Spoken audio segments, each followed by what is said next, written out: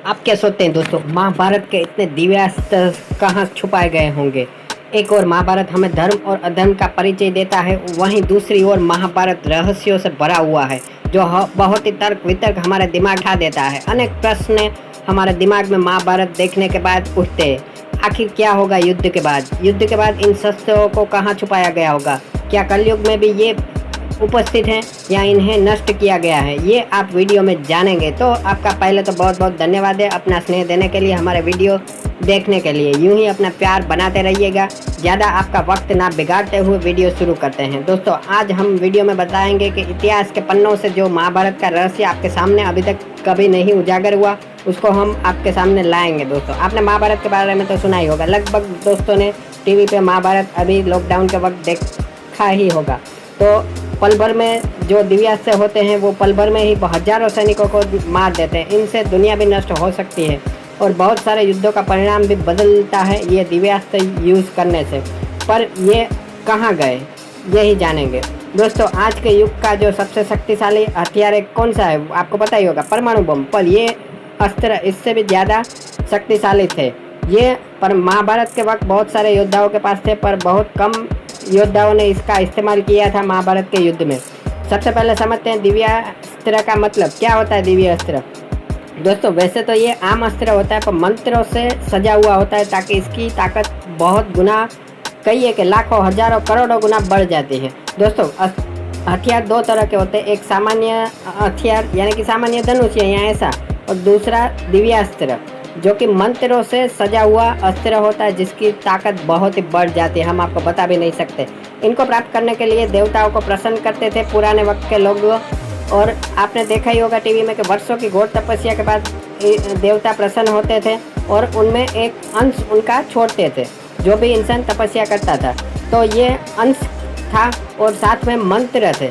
मंत्रों की वजह से सामान्य अस्त्र भी जैसे दिव्यास्त्र बन जाता था। ऐसे ब्रह्मा जी का अस्त्र था ब्रह्मास्त्र, और ऐसे शिव जी का अस्त्र था दिव्यास्त्र दोस्तों पाशुपतिस्त्र। विष्णु जी का था शस्त्र वैष्णवास्त्र। ऐसे ही एक नारायण शास्त्र भी था जो कि विष्णु जी का था।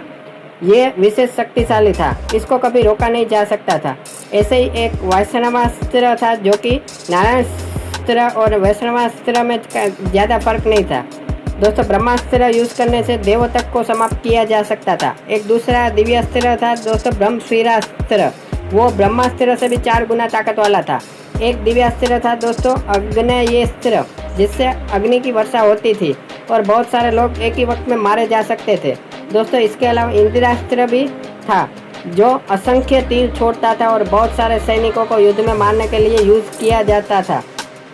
दोस्तों, इसके अलावा उपयोग किया जाता था सूर्यास्त्र, जिससे उष्मा यानी कि गर्मी पैदा की जाती थी, और जो चलाता था सूर्यास्त्र को वो मनचाही गर्मी उत्पन्न कर सकता था। दोस्तों, पशुपतास्त्र है शिव जी का अस्त्र जो विनाश करता था, इसको कोई ठीक नहीं कर सकता था और ये यूज़ करने के बाद सर्वनाश होता था। इसके बाद ज़्यादातर लोग मर जाते थे। और दोस्तों, ऐसा नहीं है कि दिव्यास्त्र यूज़ करने के लिए आपको धनुष या तीर ही चाहिए, आप घास का उपयोग करके भी ये अस्त्र चला सकते थे, जो कि आपने देखा ही होगा कि अश्वत्थामा ने घास का तिनका यूज़ किया था ब्रह्मास्त्र के रूप में। दोस्तों, इसके लिए 2 आवश्यकता आपके पास होती थी। एक, आप में देवता का अंश होना चाहिए, दूसरा आपको मंत्र पता होना चाहिए, और इसके अलावा ऐसी वस्तु भी चाहिए जो आप दिव्यास्त्र के रूप में उपयोग कर सके। दोस्तों, अगर कोई भी देवता में इसका अंश नहीं रहेगा जो कि दिव्यास्त्र चलाना चाहेगा तो ये अस्त्र कभी नहीं चलेगा। अगर आपको मंत्र पता है तो भी। दोस्तों, आपको पता ही होगा अर्जुन को सारे मंत्र पता थे, फिर भी श्री कृष्ण की मौत के बाद अर्जुन कोई भी दिव्यास्त्र का उपयोग नहीं कर सका।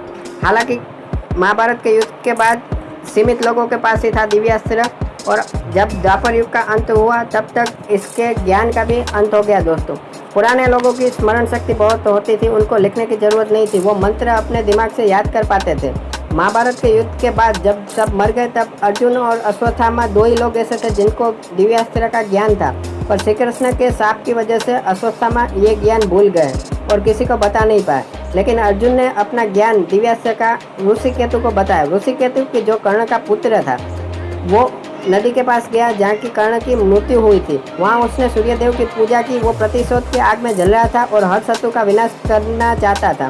अर्जुन को भी वो मारना चाहता था, लेकिन अर्जुन ने उससे माफ़ी मांगी और उसको बेटे की तरह पाला, और वही आखिरी व्यक्ति था जिसको दिव्यास्त्र का ज्ञान था। इसके बाद श्री कृष्ण ने ऋषिकेतु को मना कर दिया कि किसी को ज्ञान मत दीजिएगा। जब कलयुग का आरंभ हुआ तब लोग निजी स्वार्थ के लिए ये दिव्यास्त्र यूज़ करेंगे, ऐसा श्री कृष्ण जी ने सोचा होगा, इसीलिए उन्होंने किसी को नहीं सौंपा इसका ज्ञान, और इसके साथ ही दिव्यास्त्र का ज्ञान का वहीं पे अंत हो गया। दोस्तों, पाशुपता शास्त्र चलाने के लिए आपका दिमाग बहुत ही शक्तिशाली होना चाहिए और आपको हर चीज़ याद रहनी चाहिए, ये मंत्र भी। दोस्तों, रामायण में राम भगवान ने ये दिव्यास्त्र एक बार चलाया था, पर इसके लिए मंत्र का ज्ञान होना चाहिए और एकाग्रता बहुत ही रखनी पड़ती है ये चलाने के लिए। ये मंत्र का जाप आपके दिमाग में 6 लाख बार आपको करनी पड़ती है और घोर तपस्या भी करनी पड़ती है, तभी आपको दिव्यास्त्र का ज्ञान मिलता था उस युग में।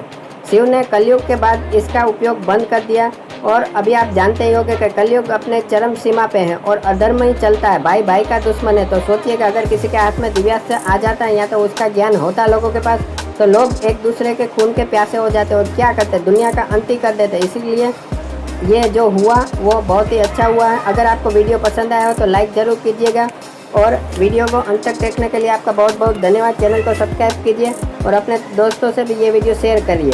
तो ये आपको बताया हमने कि आखिर क्या हुआ दिव्यास्त्रों का महाभारत के युद्ध के बाद। जय हिंद, जय श्री कृष्ण।